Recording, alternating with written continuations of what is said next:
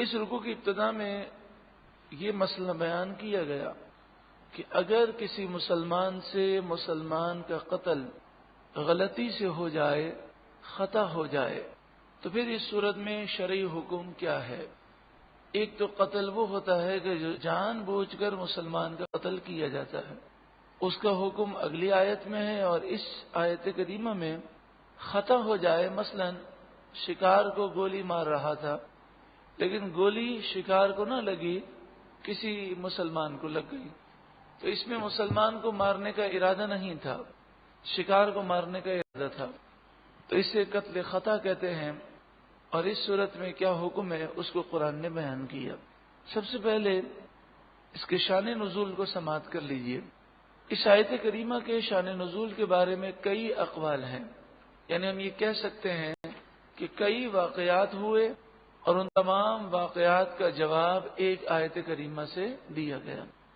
بخاری شریف، ترمذی شریف اور تفسیر جامع البیان جز 5 صفحہ نمبر 277 277 حضرت عیاش بن ربیعہ، عین یا الف شین، عیاش بن ربیعہ مخزومی مکہ مکرمہ کی ہجرت سے پہلے اسلام لے آئے، پھر اپنے گھر والوں کے خوف سے وہ مکے سے بھاگ کر مدینہ منورہ آ گئے اور وہاں پر انہوں نے پناہ حاصل کی۔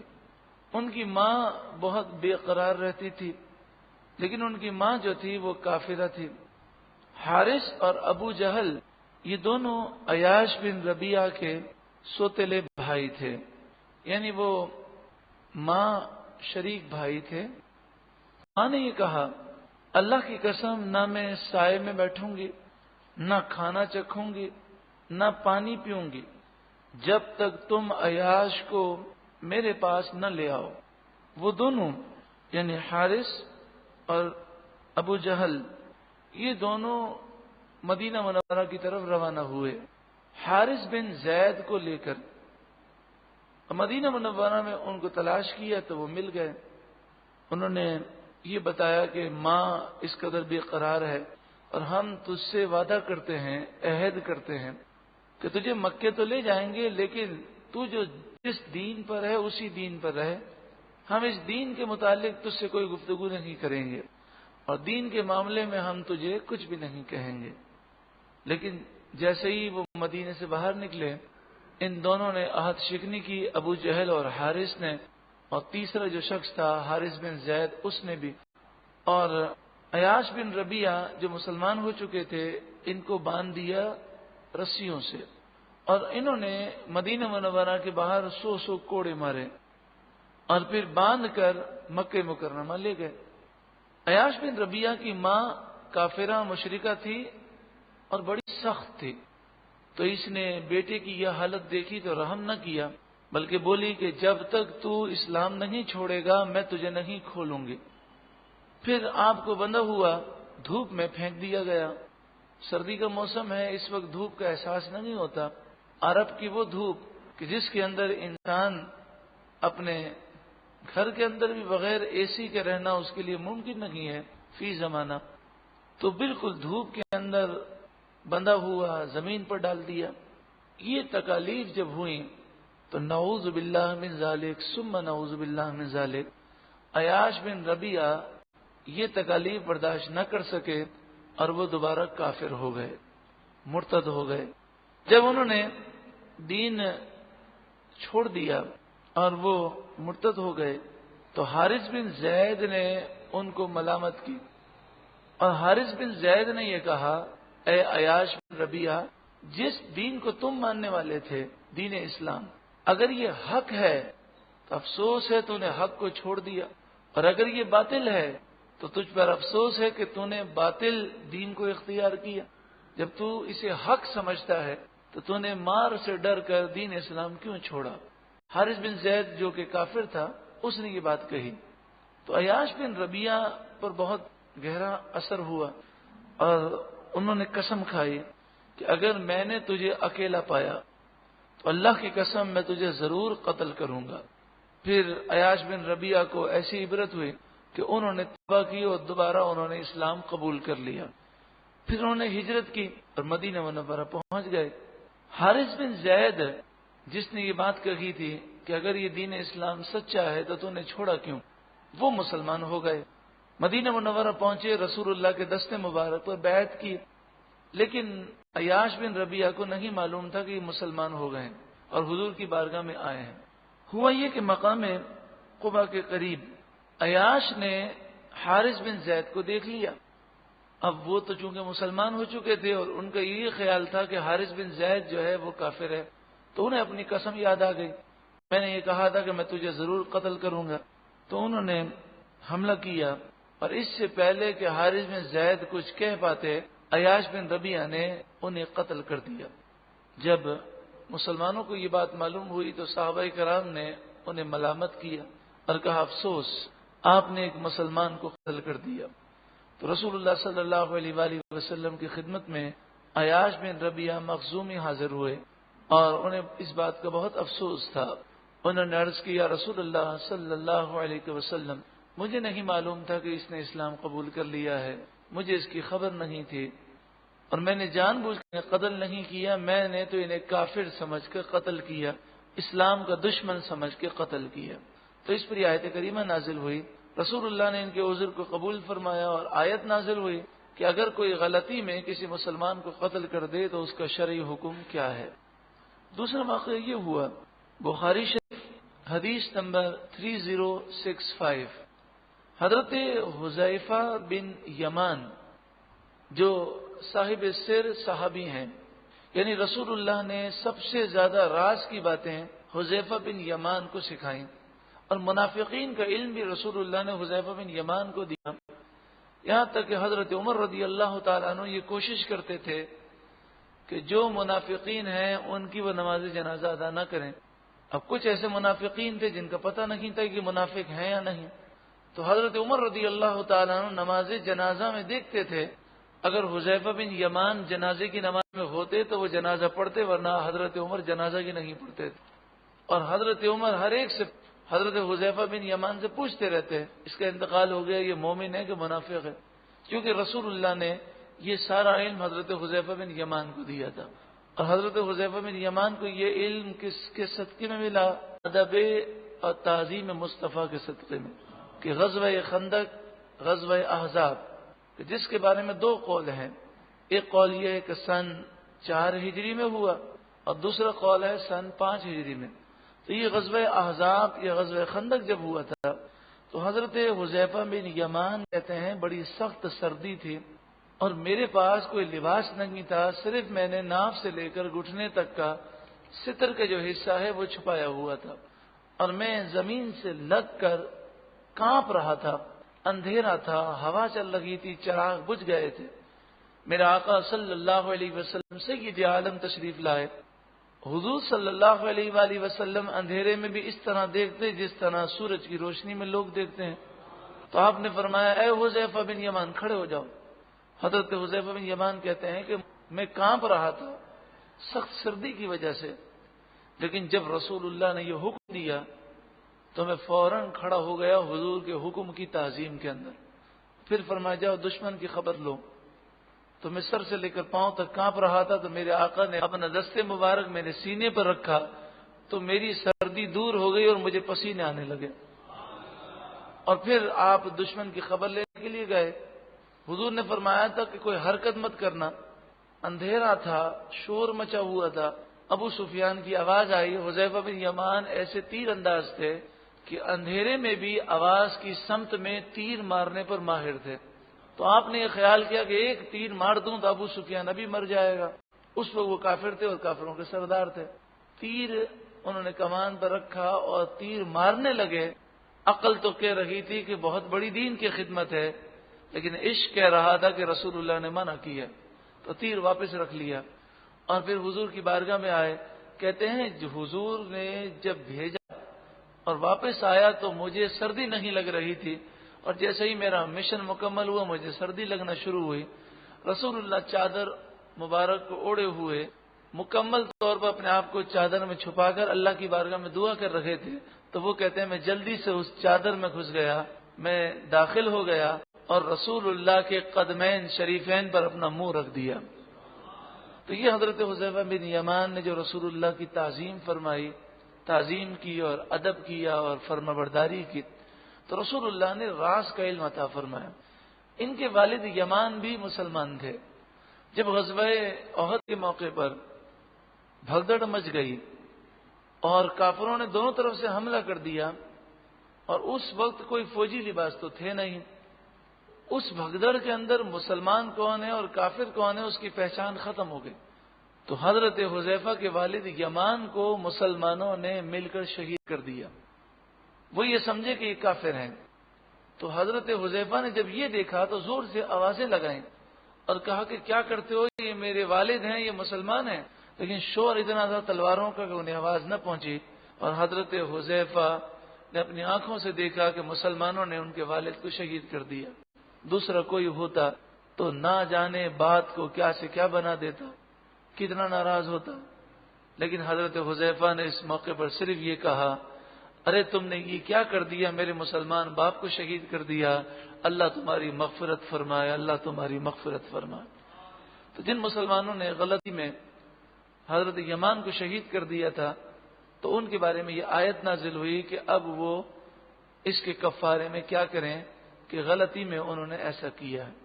تیسرا واقعہ یہ تھا، جامع البیان جز 5 صفحہ نمبر 278۔ حضرت ابو الدرداء رضی اللہ تعالیٰ عنہ صحابی رسول ہیں، آپ ایک جنگ میں تھے اور اس جنگ کے اندر کافر نے آپ پر حملہ کیا، پھر آپ نے حملہ کیا۔ جب کافر نے یہ دیکھا کہ اب میں ابو الدرداء کی تلوار سے بچ نہیں سکوں گا اور موت بالکل سامنے ہے، تو اس نے کلمہ پڑھا۔ حضرت ابو الدرداء نے یہ خیال کیا کہ یہ کلمہ صرف اور صرف اب اپنی جان بچانے کے لیے پڑھ رہا ہے، دل سے کلمہ نہیں پڑھ رہا، تو حضرت ابو الدرداء نے اسے قتل کر دیا۔ اسی طرح ایک اور صحابی کا واقعہ ہے، اسی طرح آگے آپ سماعت کریں گے اسامہ بن زید کا واقعہ ہے، اسی طرح خالد بن ولید کا واقعہ ہے۔ تو تمام صحابہ کرام کو رسول اللہ نے یہ فرمایا کہ اگر کوئی تمہارے سامنے کلمہ پڑھ لے اور ظاہری طور پر بھی یہ محسوس ہوتا ہو کہ یہ صرف جان بچانے کے لیے پڑھ رہا ہے، تو اس وقت تم تلوار روک دو اور پھر تحقیقات کرو، تو اگر اس کا کفر ثابت نہیں ہوتا تو تم اس کی زبان پر بھروسہ کر لو اور اسے کافر نہ سمجھو جب تک کہ اس کا کفر ثابت نہ ہو جائے۔ حضرت ابو الدرداء سے رسول اللہ نے یہ بھی فرمایا، تم نے اس کا دل چیر کر کیوں نہ دیکھا کہ تمہیں پتہ چل جاتا کہ اس کے دل میں ایمان ہے یا صرف جان بچانے کے لیے کلمہ پڑھ رہا ہے۔ مطلب یہ کہ ہم کسی کا دل چیر کے تو نہیں دیکھ سکتے، تو اگر کسی نے کلمہ پڑھا تو ہم اس کے کلمے پر اعتماد کریں گے جب تک کہ اس کا کفر ظاہر نہ ہو، لیکن جس کا کفر ظاہر ہے اس کے کلمے پڑھنے کا اعتبار نہیں کیا جائے گا۔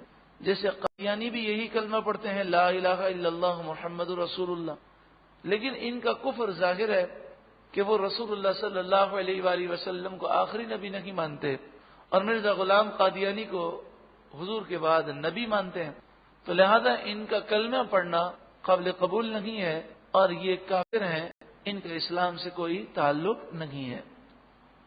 ارشاد فرمایا گیا، وما كان لمؤمن ان يقتل مؤمنا الا خطأ، وما كان لمؤمن، اور نہیں ہے مومن کے لیے، اس کے معنی ہے ما صح لمؤمن وليس من شانه، مومن کے لیے یہ بات درست نہیں، یہ اس کا طریقہ نہیں ہو سکتا، ان يقتل مؤمنا، کہ وہ مومن کو قتل کرے، الا خطأ، ہاں خطا ہو سکتی ہے، غلطی ہو سکتی ہے۔ وما كان لكم ان تؤذوا رسول اللہ، سورہ احزاب آیت نمبر 53 میں فرمایا گیا، وما كان لكم ان تؤذوا رسول اللہ، اور تمہارے لیے یہ نہیں کہ تم رسول اللہ کو تکلیف دو، تمہاری یہ شان نہیں، تمہارا یہ طریقہ نہیں ہونا چاہیے کہ تم رسول اللہ کو تکلیف دو۔ یہ بظاہر تو نفی ہے لیکن در حقیقت نہیں ہے، یعنی رسول اللہ کو تکلیف دینا حرام ہے۔ اسی طرح مومن کے لیے مومن کو قتل کرنا یہ حرام ہے۔ اس کا مطلب یہ نہیں جیسے بعض لوگ سمجھتے ہیں اور پریشان ہو جاتے ہیں کہ قرآن نے تو کہا کہ مومن کے لیے صحیح نہیں کہ وہ قتل کرے مومن کو. اس کا یہ مطلب نہیں کہ مناسب نہیں ہے، اچھی بات نہیں ہے، یہ مطلب نہیں ہے. مومن کو قتل کرنا یہ بہت بڑا گناہ ہے.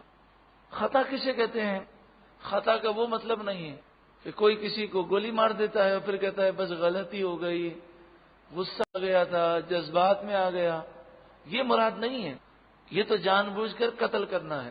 خطا سے مراد کیا ہے؟ الخطا اذا لم یصنع عن تعمد. خطا اسے کہتے ہیں جب انسان کوئی کام کرے اور اس کام کے اندر ارادہ نہ کیا جائے، بغیر ارادے کے، بغیر قصد کے وہ کام ہو جائے. جیسا کہ مثال دی گئی، شکار کو مارتا تھا اور گولی وہ کسی مسلمان کو لگ گئی. کافر حربی کو مارتا تھا اور گولی جو ہے کسی مسلمان کو لگ گئی. یہ کسی شخص کو کافر حربی سمجھ کر مار دیا اور تھا وہ مسلمان. اسی طرح ایکسیڈنٹس ہو جاتے ہیں تو اس کے اندر کوئی جان بوجھ کر کسی کو قتل نہیں کرتا، لیکن انسان سے غلطی ہو جاتی ہے، خطا ہو جاتی ہے. تو یہ سب جو ہیں وہ قتل خطا کے حکم میں آتے ہیں. لیکن یہاں پر یہ سمجھ لیں کہ قتل خطا کے حکم میں آتے ہیں تو قتل خطا کی بھی جو قسمیں ہیں، ایک تو قتل خطا ہے، ایک ہے قائم مقام خطا، اور ایک ہے خطا بالسبب. تو یہ مختلف اس کے احکامات ہیں. لیکن ہم عرف میں یہ کہہ سکتے ہیں کہ سب جتنے بھی قتل ہوئے ہیں یہ سارے قتل جان بوجھ کر نہیں ہوتے. ارشاد فرمایا ومن قتل مؤمنا خطأ. مومن کا قتل کتنی بری چیز ہے کہ خطأ قتل ہو گیا، سوری کہہ کر جان نہیں چھوٹے گی، بلکہ اس کے احکام بھی ہیں، اللہ سے معافی بھی مانگنی ہے، کفارہ بھی دینا ہے اور مال بھی دینا ہے. ومن قتل مؤمنا خطأ. جو کوئی مومن کو خطا کی وجہ سے قتل کر دے، فتحریر رقبۃ مؤمنہ. رقبہ مانے گردن. ایک مومن گردن کو آزاد کرنا ہے، یعنی مومن غلام کو آزاد کرنا ہوگا. اور اگر مومن غلام اسے نہ ملے تو پھر کیا کرے، اس کا ذکر آگے آ رہا ہے. ودیۃ مسلمہ.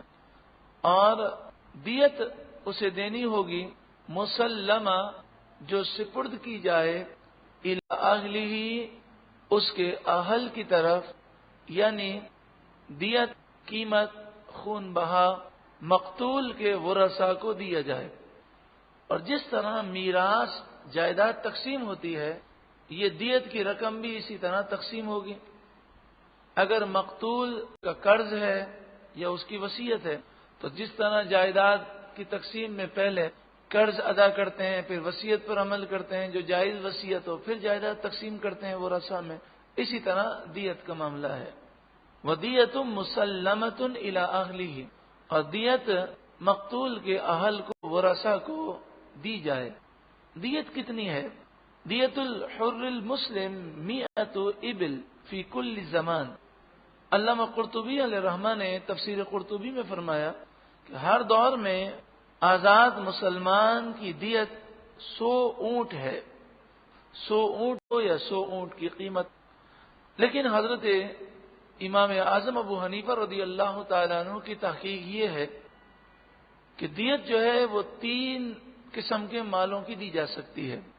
یا تو 100 اونٹ ہوں یا اس کی قیمت ہو، یا پھر 1000 دینار ہو یا اس کی قیمت ہو. 1000 دینار کا مطلب ہے 4 کلو اور 374 گرام سونا. 1000 دینار کا کیا مطلب ہے؟ 4 کلو اور 374 گرام سونا، یا اس کی قیمت مالیت دے دی جائے. اور تیسری صورت یہ ہے کہ 10,000 درہم چاندی کے سکے، جن کا وزن ہے 30 کلو اور 618 گرام چاندی. 10,000 درہم چاندی یعنی 30 کلو اور 618 گرام چاندی، یا اس کی قیمت. تینوں میں سے جس کی قیمت دینا چاہے دے سکتا ہے. یہ تینوں چیزوں میں سے جو چیز دینا چاہے دے دے. 100 اونٹ دے دے، یا 4 کلو اور 374 گرام سونا دے دے یا 30 کلو اور 618 گرام چاندی دے دے یا ان تینوں میں سے کسی کی بھی قیمت دے دے، یہ ہے دیت۔ یہاں تو لوگوں کا حال یہ ہے کہ اگر وہ گاڑی روک کر اس مرنے والے کو ہاسپٹل پہنچا دیں اور معذرت کر لیں، یا گولی چل گئی اور بچہ مر گیا تو اس کے گھر والوں سے تعزیت کر لیں، تو وہ بہت بڑا کمال سمجھتے ہیں اور وہ سمجھتے ہیں کہ ہم نے تو بہت بڑا احسان کر دیا، اور پھر کہتے ہیں کہ ہم نے سوری بھی کر لی، معافی بھی مانگ لی، پھر بھی ہمیں تنگ کرتے ہیں۔ شریعت کا حکم دیکھیں کہ قتل خطا ہو جائے تو صرف معافی مانگنے سے، سوری کرنے سے کام چلے گا نہیں، بلکہ یہ ساری چیزیں ادا کرنی ہوں گی۔ اللہ سے بھی معافی مانگنی ہے، لوگوں سے بھی معافی مانگنی ہے، اور یہ کفارے بھی ادا کرنے ہیں اور یہ دیت بھی دینی ہے۔ الا ان یصدقوا، مگر یہ کہ مقتول کے ورثاء معاف کر دیں بطور صدقہ۔ بطور صدقہ کیوں کہا گیا؟ یہ ترغیب دلائی گئی مقتول کے ورثاء کو کہ اگر تم اس میں سے معاف کر دو تو یہ تمہیں صدقے کا ثواب ملے گا، تو جو دیت ہے اس میں سے جو وہ معاف کرنا چاہیں معاف کر سکتے ہیں۔ یہ مسئلہ یاد رکھے کہ اگر مسلمان مرد کا قتل ہو جائے خطأً تو یہ ہے دیت، لیکن اگر عورت کا قتل ہو جائے خطأً تو آدھی دیت دینی ہوگی، یعنی 100 اونٹ کی جگہ 50 اونٹ، 1000 دینار کی جگہ 500 دینار، اور 10,000 درہم کی جگہ 5,000 درہم۔ یہ بات کن کتابوں سے ثابت ہے؟ حدیث کی کتابیں سنن کبریٰ 8ویں جلد صفحہ نمبر 95، کتاب الآثار صفحہ نمبر 126، موطا امام مالک حدیث نمبر 1607، الجامع لأحکام القرآن تفسیر قرطبی جز 5 صفحہ نمبر 325۔ اس مسئلے میں امام شافعی، امام مالک، امام احمد بن حنبل اور امام اعظم ابو حنیفہ چاروں اماموں کی یہی تحقیق ہے، لہذا دنیا بھر کے حنفی، شافعی، مالکی، حنبلی سبھی یہ کہتے ہیں کہ عورت کی دیت آدھی ہوگی، تو یہ جمہور کا اس مسئلے میں اتفاق ہے۔ ارشاد فرمایا فَإِن كَانَ مِن قَوْمٍ عَدُوٍّ لَكُمْ، پھر اگر وہ مرنے والا ایسی قوم سے ہو کہ جو قوم عَدُوٍّ لَكُمْ تمہاری دشمن ہے، وَهُوَ مُؤْمِنٌ، اور مرنے والا وہ مومن ہے، تو اب دشمن قوم کو، یعنی جو کافر جن سے ہمارا معاہدہ نہیں، انہیں دیت کی رقم نہیں دی جائے گی، صرف کفارہ یہ ہے فَتَحْرِيرُ رَقَبَةٍ مُؤْمِنَةٍ، مومن غلام کو آزاد کرنا ہوگا۔ وَإِن كَانَ مِن قَوْمٍ بَيْنَكُمْ وَبَيْنَهُم مِيثَاقٌ، اور اگر وہ مرنے والا ایسی قوم سے ہو کہ جو قوم ہے تو کافر، مگر تمہارے اور ان کے درمیان معاہدہ ہے، وہ ذمی کافر ہیں، وہ تمہیں جزیہ دیتے ہیں، تو تمہیں دیت دینی ہوگی۔ فَدِيَةٌ مُسَلَّمَةٌ إِلَىٰ أَهْلِهِ، تو دیت دینا ہوگا جو مقتول کے ورثاء کو سپرد کی جائے۔ وَتَحْرِيرُ رَقَبَةٍ مُؤْمِنَةٍ، اور مومن غلام کو آزاد کرنا ہوگا۔ لیکن یہاں پر یہ سوال پیدا ہوتا ہے کہ اگر مومن غلام نہ ملے پھر کیا کریں؟ جیسے فی زمانہ پوری دنیا میں غلامی کا رواج نہیں، تو فرمایا فَمَن لَّمْ يَجِدْ، پھر جو کوئی مومن غلام نہ پائے، فَصِيَامُ شَهْرَيْنِ مُتَتَابِعَيْنِ، تو اس پر روزے رکھنے لازم ہیں 2 مہینے کے مسلسل، 60 روزے اسے مسلسل رکھنے ہیں اس کفارے میں، کہ خطاً غلطی میں، خطا سے ہاتھ بہک گیا، نشانہ غلط لگ گیا، خطا سے یہ قتل ہو گیا، اس کے کفارے میں اسے 2 مہینے کے یعنی 60 روزے مسلسل رکھنے ہیں، متتابعین، اور ایسے مسلسل رکھنے ہیں کہ اگر بیمار بھی ہو گیا اور بیماری کی وجہ سے ایک روزہ بھی چھوٹ گیا تو پھر دوبارہ شروع سے 60 روزے رکھنے ہوں گے۔ ہاں یہ ضرور ہے کہ اگر کوئی عورت حائضہ ہو تو حیض کا جو پیریڈ آتا ہے تو اس صورت میں اس کا شمار نہیں ہوگا، یعنی اگر بیچ میں حیض کے پیریڈ کی وجہ سے گیپ ہو جائے تو کوئی حرج نہیں، یعنی مطلب یہ کہ اگر عورت سے بھی یہ جرم ہو گیا اور قتل خطا ہو گیا تو اسے بھی یہ کفارہ اور یہ دیت ادا کرنی ہوگی. اور غلام نہیں ہے تو عورت پہ بھی لازم ہے کہ وہ 60 روزے مسلسل رکھے. یہ 60 روزے اس طرح رکھے بندہ کہ رمضان کا مہینہ اس میں نہ آئے، عید کا دن نہ ہو، اور ایام تشریق یعنی 10، 11، 12، 13 ذی الحجہ یہ تاریخیں بھی نہ آئیں. توبۃ من اللہ، یہ اللہ کی طرف سے توبہ کا قبول کرنا ہے. یعنی یہ سب کرو گے تو تمہاری توبہ قبول ہوگی. صرف 2 تھپڑ تم نے گال پر مار لیے، 2 آنسو بہا لیے اور تم نے سمجھا ہماری بخشش ہو گئی، تو ایسا نہیں ہوگا. کیونکہ یہ حقوق العباد کا مسئلہ ہے. لوگوں کے پیسے دبا کر، ظلم کر کے، حرام ذریعے سے پیسے کما کر لوگ سمجھتے ہیں کہ اب ہم جا کر رو دھو کر یہ سمجھتے ہیں کہ ہمارے سارے گناہ بخش دیے گئے. تو حقوق العباد اس وقت معاف نہیں ہوں گے جب تک کہ بندہ معاف خود نہ کرے. کسی کو گالی دے دی، کسی کی دل آزاری کر دی، کسی کا دل دکھا دیا، تانا دیا، طنز کیا، خود چڑچڑاپن ہے، ٹینشن میں ہے تو جس کو چاہا اسے بول دیا. تو ہم یہ سمجھتے ہیں کہ ہم اپنا غصہ کسی کے اوپر اتار لیں، لیکن کل بروز قیامت جواب کیا دیں گے؟ اسی طرح کسی کی غیبت کر دی، کسی کی برائی بیان کی. انسان بس یہ اپنا ذہن بنا لے کہ اگر کوئی میرے ساتھ ایسا کرے تو کیا مجھے اچھا لگے گا؟ رسول اللہ نے فرمایا جو تم اپنے لیے ناپسند رکھتے ہو وہ اپنے مسلمان بھائی کے لیے بھی ناپسند رکھو، اور جو اپنے لیے پسند کرتے ہو وہ چیز اپنے مسلمان بھائی کے لیے پسند کرو. تو جب تک بندوں سے معافی نہیں مانگی جائے گی یہ توبہ قبول نہیں ہوتی. ہاں یہ الگ بات ہے کہ انسان نے توبہ کی، اب وہ بندہ جس کے پیسے اس نے لیے تھے وہ اس کا نہ مالک ملتا ہے نہ اس کے ورثہ ملتے ہیں، اب وہ کیا کرے؟ تو پھر یہ حکم ہے کہ یہ رقم وہ اللہ کی راہ میں صدقہ کر دے اور اس کا ثواب اسے بھیجے. کل بروز قیامت اللہ تعالیٰ ان دونوں میں صلح فرما دے گا. یا کسی نے اپنے ماں باپ کا دل دکھایا اور ماں باپ کا انتقال ہو گیا، اب وہ کیا کرے؟ تو وہ اللہ سے معافی مانگے اور ماں باپ کے لیے دعائیں کرے تو اللہ تعالیٰ کل بروز قیامت ان کے ماں باپ کو راضی کر دے گا. لیکن جب تک حقوق العباد ادا کرنا ممکن ہے تو وہ ادا کرنے ہوں گے. لوگ سمجھتے ہیں حج پر جب جاتے ہیں تو سارے حقوق معاف ہو جاتے ہیں، حقوق اللہ بھی معاف، حقوق العباد بھی معاف.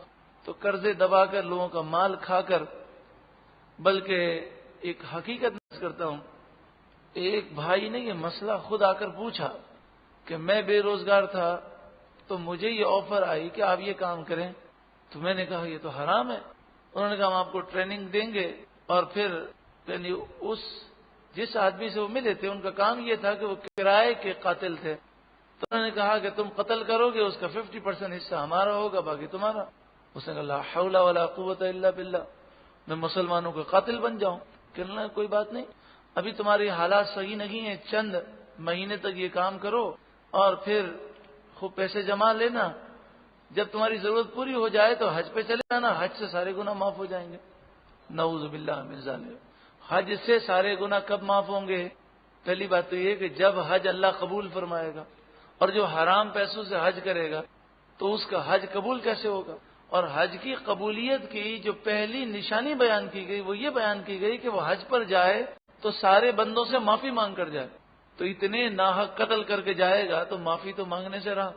اور پھر تیسری بات یہ ہے کہ حج سے جو حقوق اللہ اور حقوق العباد معاف ہوتے ہیں اس میں وہ حقوق معاف نہیں ہوتے کہ جو حقوق العباد سے ایسے تعلق رکھتے ہوں کہ حج کے بعد آ کر بھی اس کی تلافی ہو سکے. مثلا کسی کا اگر کسی نے قرضہ دبایا ہوا ہے تو وہ حج کر کے آ گیا، اب اسے قرضہ واپس کرنے کی ضرورت نہیں، یہ کس نے کہہ دیا؟ عجیب و غریب لوگوں کی سوچیں ہیں. توبۃ من اللہ، یہ اللہ کی طرف سے توبہ قبول کرنا ہے. وکان اللہ علیما حکیما، اور اللہ علم والا حکمت والا ہے. یہ جو مسئلہ ہے کہ ابھی ہم گناہ کر لیں بعد میں توبہ کر لیں گے، اکثر گناہ اسی وجہ سے ہوتے. اور احادیث طیبہ میں یہ واضح طور پر بیان کیا گیا جو گناہ اس نیت سے کرے کہ ابھی گناہ کر لیتا ہوں بعد میں توبہ کر لوں گا تو موت سے پہلے اسے توبہ کی توفیق ملتی نہیں ہے. پھر توبہ کا اسے احساس کب ہوتا ہے؟ جب ملک الموت سامنے ہوتے ہیں اور پھر توبہ کا دروازہ بند ہو چکا ہوتا ہے. جب قتل خطا کے اندر اتنی سختیاں ہیں کہ 100 اونٹ یا 4 کلو سے اوپر سونا یا 30 کلو سے اوپر چاندی دے، ذرا آپ ریٹ کا اندازہ لگائیے گا تو آپ کو معلوم ہو جائے گا کہ یہ کتنے لاکھ روپے بنتے ہیں، بلکہ 4 کلو سونا تو غالباً یہ کروڑ روپے کا بن جائے گا۔ اور پھر غلام آزاد کرنا ہے، اور غلام نہیں تو 60 روزے مسلسل رکھنے ہیں۔ اگر ایک دن بخار کی وجہ سے، بیماری کی وجہ سے روزہ نہ رکھ سکا تو پھر دوبارہ شروع سے رکھے 60 روزے مسلسل۔ کتنا سخت حکم ہے۔ تو جب قتل خطا میں یہ حکم ہے تو جو جان بوجھ کر مسلمان کا قتل کر دیں، توبہ توبہ، تو کتنا بڑا گناہ ہوگا۔ اور آج مسلمان کا قتل کوئی حیثیت نہیں رکھتا۔ ہمارے ایک دوست ہیں، ماشاءاللہ عالم دین بھی ہیں اور وہ مفتی بھی ہیں، اور وہ عملیات بھی کرتے ہیں، تعویذات وغیرہ بھی دیتے ہیں۔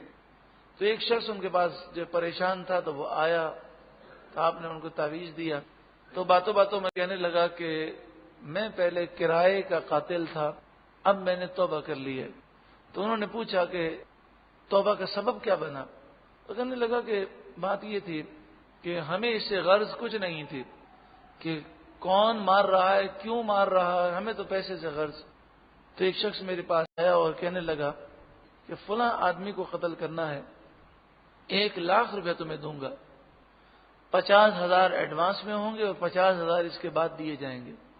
اور اس وقت پاکستان میں جتنی قتل و غارت گری ہو رہی ہے یہ سب کرائے کے قاتل ہیں کہ جو دنیا کی ذلیل اور حقیر دولت کی خاطر مسلمانوں کا قتل عام کرتے ہیں۔ جب انسان چھوٹی چھوٹی چوری کرتا ہے تو بڑا چور بن جاتا ہے، جب چھوٹے چھوٹے معاملات میں وہ حلال اور حرام کی تمیز نہیں رکھتا تو وہ پھر ایسے بڑے معاملات بھی کر لیتا ہے۔ تو اس نے کہا کہ ہم نے کہا بھائی کیسے قتل کریں؟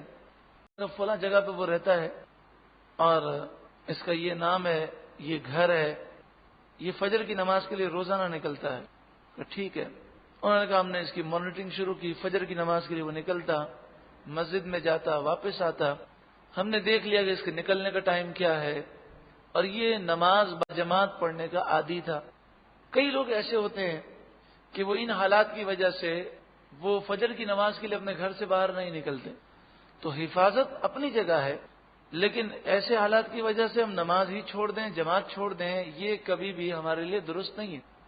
تو خیر وہ جب فجر کی نماز کے لیے نکلتا تھا تو دیکھیں اللہ نے اس کی کیسی حفاظت فرمائی، اور جس کی اللہ حفاظت فرمائے اسے کوئی نقصان نہیں پہنچا سکتا۔ اس کی مانیٹرنگ کی گئی، انہوں نے کہا صبح کے وقت اب ہم نے فیصلہ کر لیا کہ اسے ہمیں نعوذ باللہ من ذالک شہید کرنا ہے۔ کہ یہ فجر کی نماز کے نکلا، مسجد کی طرف جا رہا تھا، ہم پیچھے سے اسکوٹر سے آئے، ایک شخص اسکوٹر چلا رہا تھا اور میں پیچھے بیٹھا تھا۔ اس قاتل کا بیان ہے کہ میں نے گن نکالی اور اس کے قریب آ کر میں فائر کرنے لگا، اچانک سے اس نے میری طرف دیکھا، بس اس کا کیا دیکھنا تھا کہ میں کانپ گیا اور مجھ سے فائر نہیں ہو سکا، اور میں نے اپنے ساتھی سے کہا کہ آگے چلاؤ۔ وہ مجھ پہ گرم ہوا کہ اتنا اچھا موقع تھا تو نے ضائع کر دیا۔ میں نے کہا پھر بتاؤں گا۔ کہ دوسرا دن ہوا تو وہ آ گیا اور وہ کہنے لگا کہ تو نے قتل کیوں نہیں کیا؟ تو کہا کہ میں نے اسے بڑی گالیاں دی اور اس سے کہا کہ تجھے شرم نہیں آتی، تو اپنے بڑے بھائی کو قتل کروا رہا ہے ہم سے۔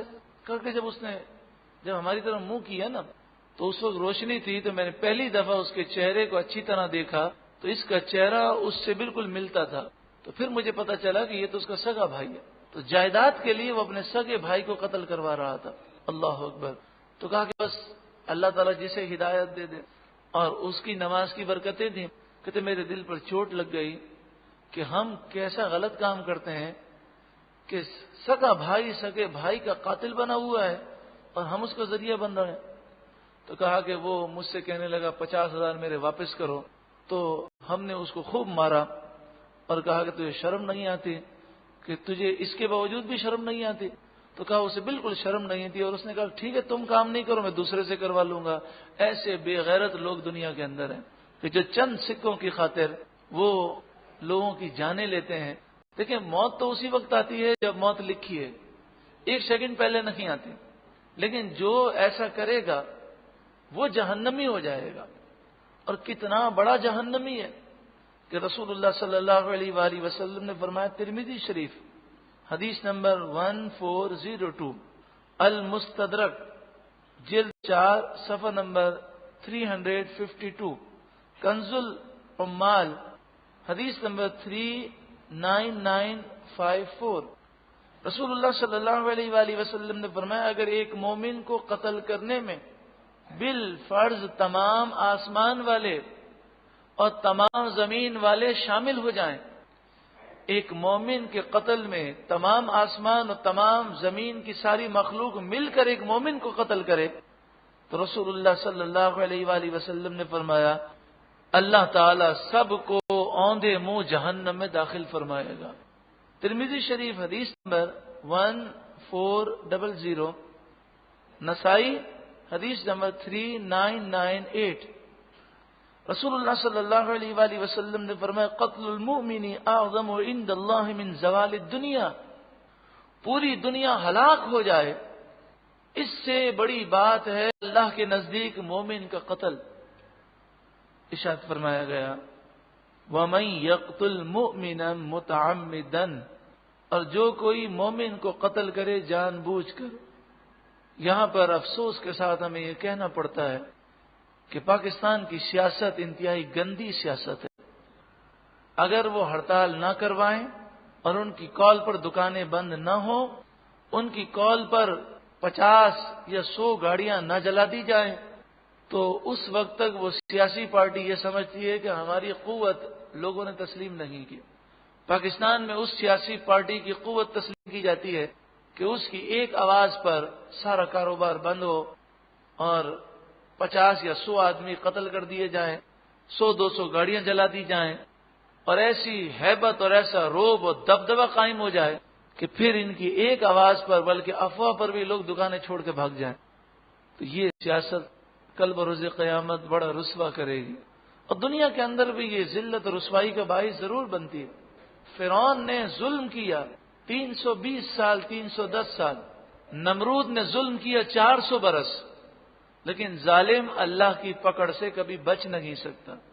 ڈھیل اسے ملتی ہے لیکن اس کا انجام بہت برا ہوتا ہے، اور پھر یہ لوگ بھی کتے کی موت مارے جاتے ہیں، ایسے ذلیل و رسوا ہو کر مرتے ہیں۔ تو کہنے کا مقصد یہ ہے کہ یہ جو سیاست ہے، اس سیاست کا عالم یہ ہے کہ جس کے اندر یوں سمجھیے کہ پتھراؤ کرنا، دکانیں بند کرانا، ہڑتال کرنا، یہ سب حرام ہے۔ ہڑتال کروانا، دکانیں بند کروانا، پتھراؤ کرنا، گاڑیاں جلانا، یہ سب حرام ہے۔ اب اگر کسی کا انتقال ہو جائے تو اس کے انتقال کی وجہ سے یہ ساری حرکتیں اگر کی جائیں تو چاہے دنیا کچھ بھی کہے لیکن شرعی طور پر یہ حرام ہے۔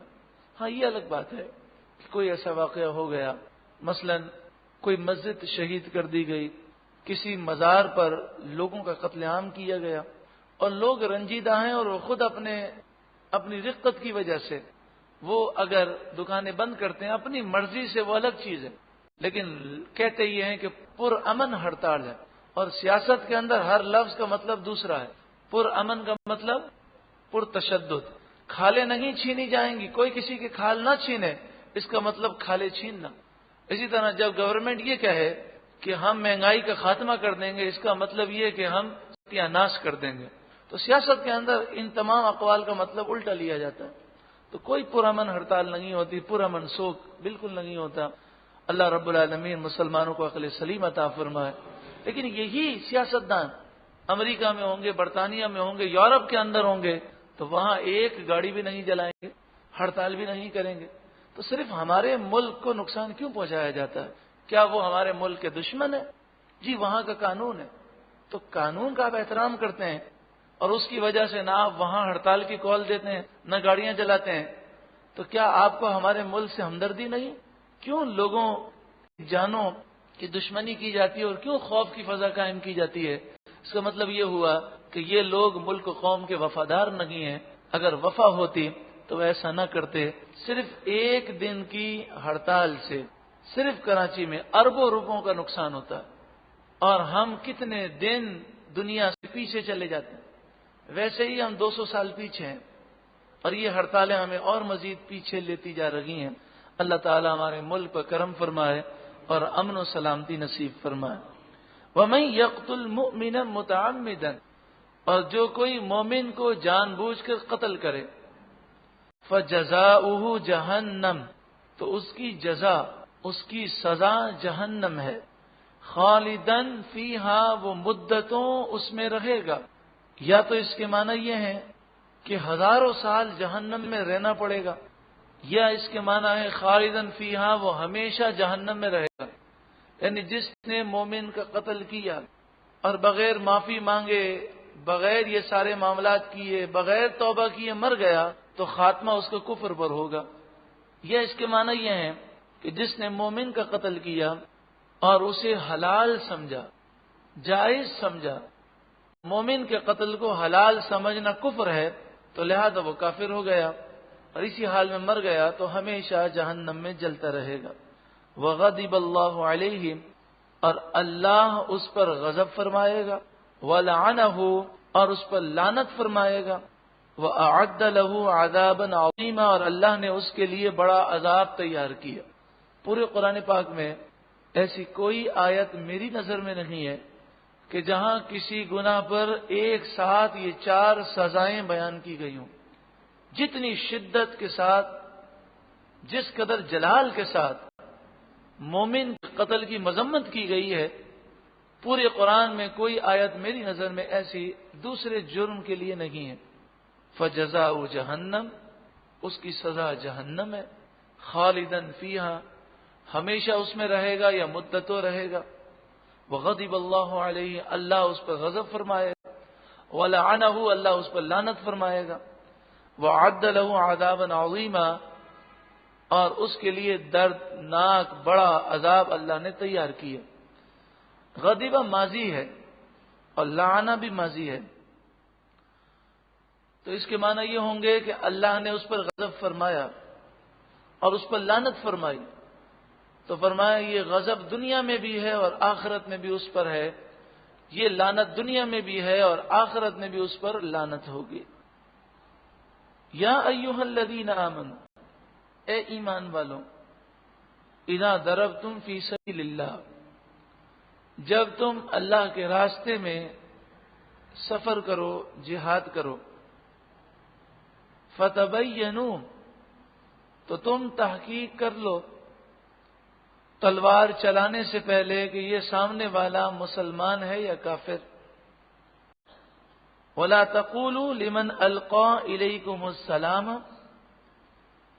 اور جو تمہیں سلام کرے اسے یہ نہ کہو لست مؤمنا، تو مومن نہیں، یعنی جس میں اسلام کی علامت اور نشانی پاؤ اور جب اس کا کفر ظاہر نہ ہو تم اسے ہرگز قتل نہ کرو۔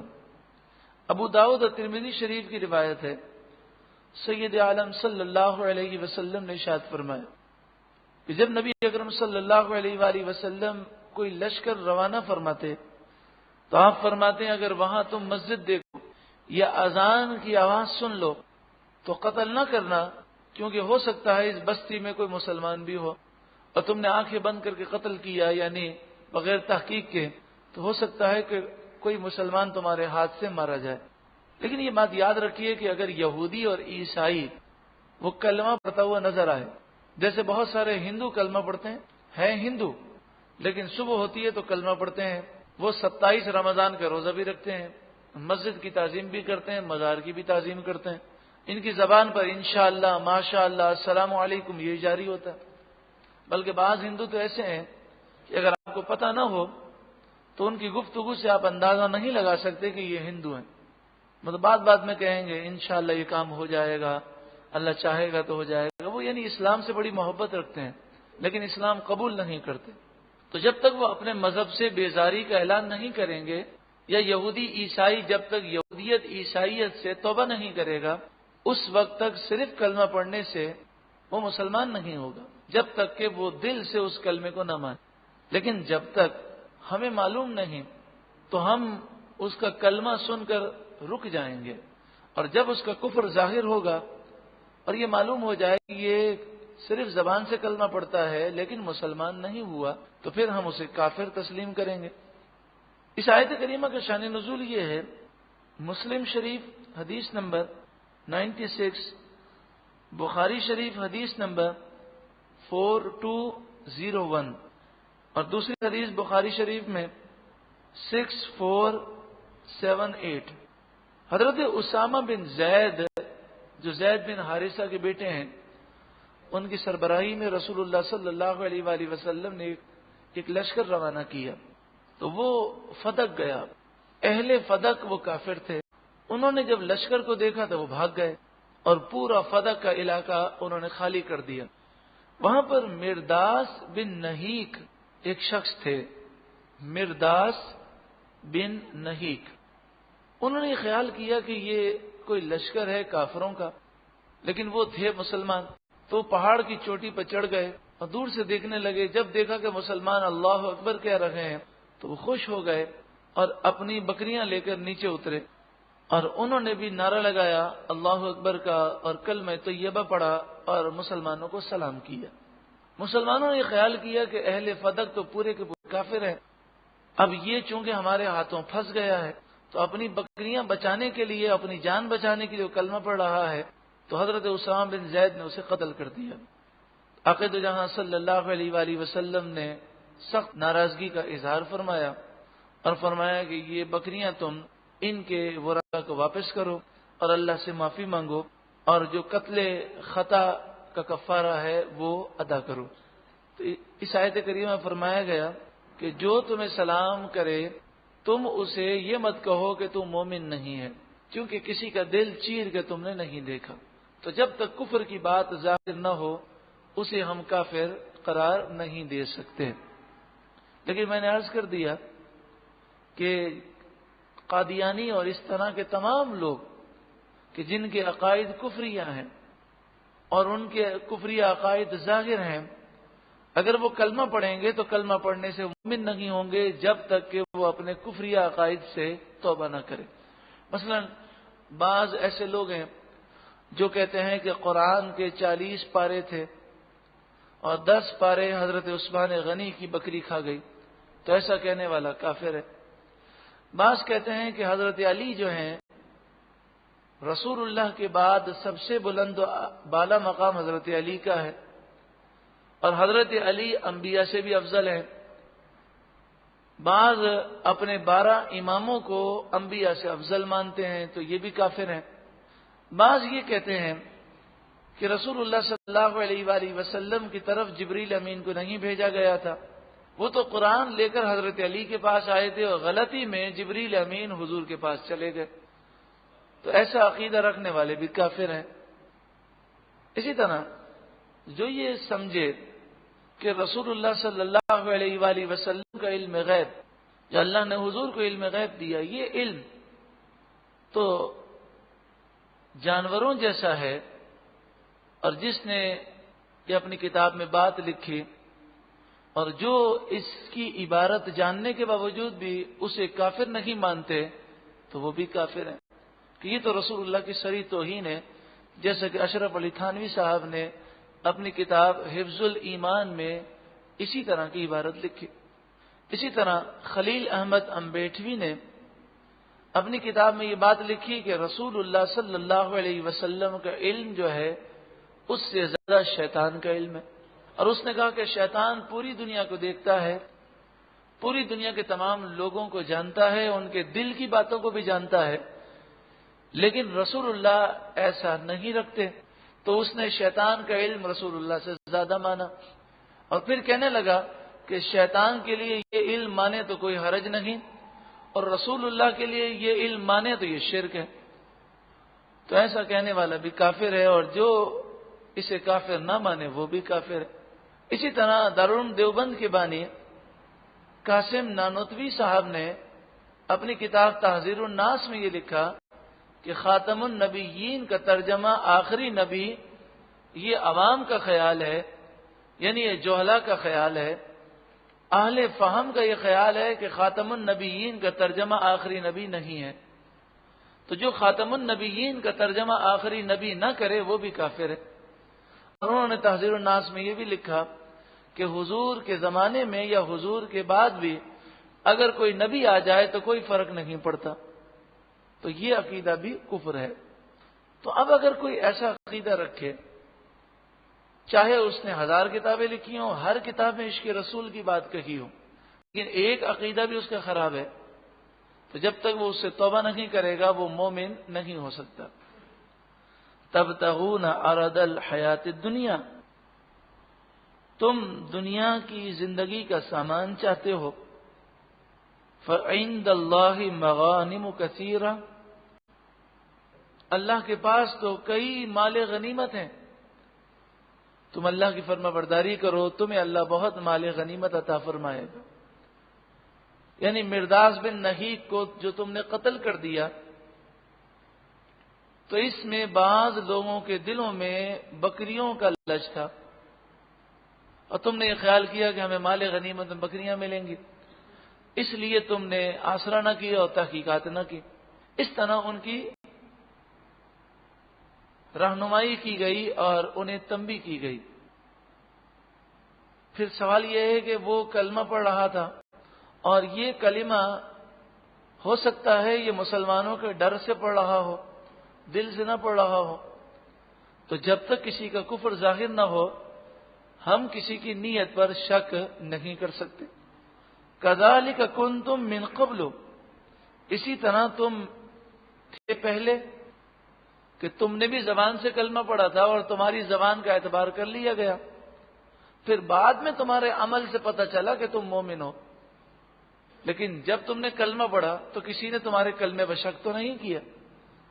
فمن اللہ علیکم، پس اللہ نے تم پر احسان کیا، فتبینوا، تو تم تحقیقات کیا کرو، اور پہلے تحقیق کر لو پھر کسی کو کافر تم کہہ سکتے ہو، اس سے پہلے کسی کلمہ پڑھنے والے کو تم کافر نہیں کہہ سکتے۔ ان اللہ کان بما تعملون خبیرا، بے شک اللہ تعالیٰ تمہارے تمام کاموں سے باخبر ہے۔ یہاں پر یہ غلط فہمی کا ازالہ ہو جائے کہ بعض لوگ ایسا بھی کرتے ہیں اور وہ کہتے ہیں کہ جو کلمہ پڑھے کسی کلمہ گو کو یا قبلے کی طرف منہ کر کے نماز پڑھنے والے کو ہم کافر نہیں کہہ سکتے۔ کہتے ہیں اہل قبلہ کو اور کلمہ گو کو کافر کہنا یہ حرام ہے۔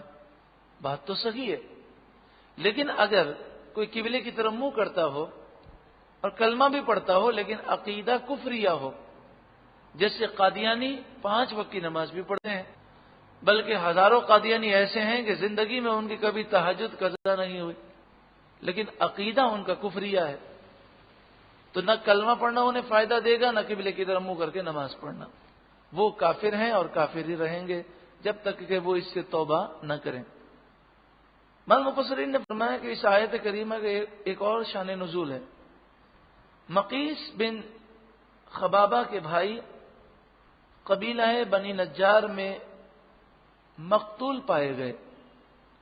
مقیس بن خبابہ کے بھائی قبیلہ بنی نجار میں مقتول پائے گئے، لاش موجود تھی، قاتل کا پتہ نہ چلا۔ ہمارے یہاں پر کیا ہوتا ہے، کسی علاقے میں اگر لاش ہو اور قاتل کا پتہ نہ چلے تو علاقے والوں پر کوئی پریشانی نہیں ہوتی، لیکن اسلامی حکم یہ ہے کہ اب پورے علاقے والوں سے پیسے جمع کیے جائیں گے اور اس مقتول کے ورثاء کو وہ دیت دیں گے۔ اور پیسے کس طرح لیے جائیں گے؟ 3 4 درہم، یعنی 10,000 درہم ہے نا، تو ہر ایک سے 3 درہم سے زائد نہیں لے سکتے۔ 3 درہم، 2 درہم، 1 درہم، اس طرح چندہ جمع کیا جائے گا اور پورے علاقے والے اس طرح پیسے جمع کریں گے اور پھر مقتول کے ورثاء کو دیں گے۔ کتنا پیارا نظام ہے اسلام کا، کیونکہ جب ایک دفعہ ایسا کریں گے تو پھر علاقے والے وہ دھیان رکھیں گے اور اپنے علاقے میں اگر دہشت گردی پائی جائے گی تو وہ اس کے ازالے کے لیے کوششیں کریں گے، اور اس طرح جو مقتول ہو گیا اس کے ورثاء کو بھی فائدہ پہنچے گا۔ تو 100 اونٹ مقیس کو دیے گئے۔ مقیس پہلے تو مسلمان تھا، مگر 100 اونٹ مل گئے، اب شیطان نے اس پر حملہ کیا اور غلطی یہ ہوئی کہ خطاً اس نے ایک مسلمان کو قتل کر دیا۔ تو مقیس نے یہ سوچا کہ اب مجھ سے قتل خطا ہو گیا تو 100 اونٹ مجھ سے واپس مانگے جائیں گے، کہ اس مقتول کے ورثاء کو دیے جائیں۔ تو انہوں نے یہ 100 اونٹ جو انہیں ملے تھے اسے بچانے کے لیے نعوذ باللہ من ذالک مقیس نے توبہ استغفر اللہ، وہ کافر ہو گیا اور مرتد ہو گیا، اور یہ 100 اونٹ لے کر مدینے سے بھاگ کر مکے چلا گیا۔ یہ پہلا شخص ہے جو اسلام میں مرتد ہو گیا، پھر اس نے اسلام قبول نہ کیا۔ تو دیکھیں کتنی محرومی ہے کہ صرف 100 اونٹ کی خاطر ہمیشہ کے لیے جہنم کا سودا کیا۔ ارشاد فرمایا لا يستوي القاعدون من المؤمنین غیر اولی الضرر والمجاہدون فی سبیل اللہ باموالہم وانفسہم، جو مومنین بغیر کسی ضرر کے گھر پر بیٹھے رہتے ہیں وہ، اور جو اللہ کی راہ میں اپنے مال اور جان سے جہاد کرنے والے ہیں، یہ دونوں کبھی برابر نہیں ہو سکتے۔ غیر اولی الضرر، بخاری شریف کتاب الجہاد حدیث نمبر 2839 اور ترمذی شریف اور مسلم شریف میں یہ روایت ہے، بخاری شریف حدیث نمبر 4594، بخاری شریف حدیث نمبر 4594 اور ترمذی شریف اور مسلم شریف میں یہ روایت ہے کہ پہلے یہ آیت کریمہ نازل ہوئی تھی، لیکن اس میں لفظ غیر اولی الضرر نہیں تھا۔ تو حضرت عبداللہ بن ام مکتوم رسول اللہ کی بارگاہ میں حاضر ہوئے، وہ نابینا صحابی ہیں۔ انہوں نے عرض کیا رسول اللہ، ہم تو جہاد میں نہیں جاتے اور گھر پہ بیٹھے رہتے ہیں، لیکن قرآن نے کہا کہ گھر میں بیٹھنے والے اور مجاہد دونوں برابر نہیں ہو سکتے، تو ہمارا تو عذر ہے۔ تو ان کے کہنے پر اور اس طرح کی گفتگو کی وجہ سے اللہ تعالیٰ نے کرم فرمایا اور قرآن میں یہ لفظ غیر اولی الضرر نازل ہوا کہ یہ ان لوگوں کا ذکر ہے جو بغیر کسی عذر کے گھر میں بیٹھ جاتے ہیں، اور اگر کسی عذر کی وجہ سے کوئی جہاد میں نہ جا سکے تو اسے ثواب ملتا ہے، جیسا کہ غزوہ تبوک کے موقع پر قرآن مجید فرقان حمید میں یہ بات موجود ہے کہ رسول اللہ صلی اللہ علیہ وآلہ وسلم کی بارگاہ میں کچھ لوگ آئے اور انہوں نے آ کر عرض کیا کہ ہمیں جہاد میں جانا ہے۔ تو رسول اللہ نے فرمایا سواریاں اب ختم ہو چکی ہیں اور یہ 500 میل کا سفر ہے، لہذا میں تمہیں پیدل نہیں آنے دوں گا۔ تو وہ روتے ہوئے واپس گئے، جہاد میں جانے کا بڑا شوق تھا۔ اب جب رسول اللہ صلی اللہ علیہ وآلہ وسلم تبوک سے واپس ہوئے تو آپ نے یہ فرمایا کچھ لوگ مدینے میں رہ گئے ہیں، لیکن ہیں وہ مدینے میں، مگر جہاں جہاں ہم پہنچے وہ ہمارے ساتھ تھے، یعنی ثواب میں وہ شریک تھے، کیونکہ حبسہم العذر، انہیں عذر نے روک لیا۔ یہ حدیث بخاری شریف کتاب الجہاد حدیث نمبر 2839۔ فضل اللہ المجاہدین باموالہم وانفسہم علی القاعدین درجہ، اللہ تعالیٰ نے ان مجاہدین کو کہ جنہوں نے جہاد کیا اپنے مال اور اپنی جانوں سے، انہیں اللہ نے بیٹھنے والوں پر فضیلت عطا فرمائی۔ یہاں پر علی القاعدین سے مراد وہ بیٹھنے والے ہیں جو عذر کی وجہ سے بیٹھے، یعنی اب یہ بتایا جا رہا ہے کہ عذر کی وجہ سے کسی نے جہاد نہیں کیا تو ثواب تو ملے گا، لیکن وہ نیت کا ثواب ہے، عمل کا ثواب زیادہ ہوتا ہے۔ تو جنہوں نے بالفعل جہاد کیا ہے اور جو میدان جنگ میں گئے ہیں، ان کے ثواب کے برابر یہ نہیں ہو سکتا۔ کیوں؟ اس لیے کہ جب انسان نیت کرتا ہے تو اسے ایک نیکی ملتی ہے، اور جب نیکی پر عمل کر لیتا ہے تو 10 نیکیاں لکھی جاتی ہیں۔ تو اس طرح عمل کرنے والے وہ 9 گنا 10 گنا زیادہ ان سے فضیلت رکھتے ہیں۔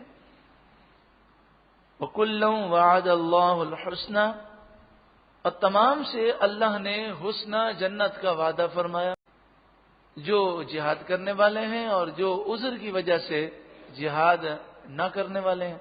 وَفَضَّلَ اللَّهُ الْمُجَاهِدِينَ عَلَى الْقَاعِدِينَ أَجْرًا عَظِيمًا، اب یہاں پر القاعدین سے مراد وہ ہیں جو بغیر عذر کے گھر میں بیٹھ گئے، اور اللہ نے مجاہدین کو گھر پر بیٹھنے والوں پر اجر عظیم کی فضیلت عطا فرمائی۔ اس سے معلوم یہ ہوا کہ عام حالات میں جہاد فرض عین نہیں بلکہ فرض کفایہ ہے، کیونکہ مفسرین فرماتے ہیں کہ اللہ تعالیٰ نے تمام کے لیے جنت کا وعدہ فرمایا، تو اگر یہ فرض عین ہوتا تو پھر ہر ایک کو جانا پڑتا۔ ہاں، کبھی کبھی جہاد فرض عین ہو جاتا ہے، اس کے احکامات ہیں جو کسی موقع پر تفصیل سے بیان کیے جائیں گے۔ درجات منہ، اللہ کی طرف سے مجاہدین کے لیے درجات ہیں۔ حدیث پاک میں ہے اللہ نے مجاہدین کے لیے جنت میں 100 درجے بنائے ہیں، ہر 2 درجوں میں اتنا فاصلہ ہے جتنا زمین و آسمان میں فاصلہ ہے، اور خود وہ درجہ کتنا بڑا ہے تو فرمایا اتنا بڑا ہے کہ پوری کائنات یعنی تمام آسمان اور تمام زمین اس میں سما جائیں۔ وہ مغفرہ، اور اللہ نے مغفرت کا وعدہ فرمایا، وہ رحمتن، اور رحمت، وکان اللہ غفور الرحیم، اور اللہ بخشنے والا مہربان ہے۔